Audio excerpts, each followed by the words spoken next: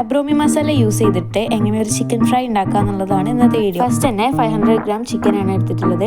അതിന് വേണ്ടിയിട്ട് 2 ടീസ്പൂൺ അബ്രോമി മസാല ആണ് വേണ്ടത്.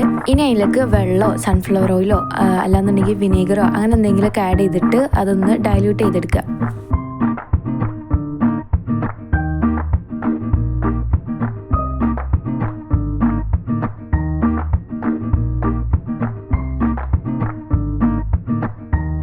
ഇനി ചിക്കൻ ഈ മസാലയിലേക്ക് ഇട്ടിട്ട് ചിക്കൻ മേൽ മസാല നല്ല രീതിക്ക് അപ്ലൈ ചെയ്ത് കൊടുക്കുക. എന്നിട്ട് അത് കുറച്ച് നേരം റെസ്റ്റ് ചെയ്യാൻ വെക്കുക.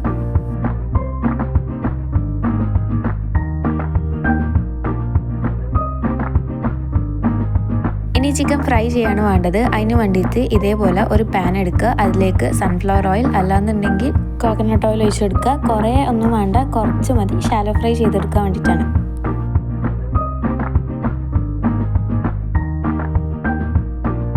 പിന്നെ ഇതൊന്ന് അടച്ചു വെച്ചിട്ട് കുക്ക് ചെയ്യുന്നതായിരിക്കും നല്ലത്. ഇടയ്ക്കിടയ്ക്ക് ഇതേപോലെ തുറന്നിട്ട് ഒന്ന് മറിച്ചിടുകയൊക്കെ വേണം. ഈ മസാല യൂസ് ചെയ്യുന്ന സമയത്ത് ശ്രദ്ധിക്കേണ്ട ഒരു കാര്യമാണ്, ഇതിങ്ങനെ മുക്കി പൊരിക്കാൻ പാടില്ല. ഇതേപോലെ ഷാലോ ഫ്രൈ ചെയ്തെടുക്കാനേ പറ്റുള്ളൂ. അങ്ങനെ ചെയ്യുന്ന സമയത്ത് മസാല ഈ എണ്ണയിലായി പോവും. അതേപോലെ അത് കരിയാനും ചാൻസ് ഉണ്ട്.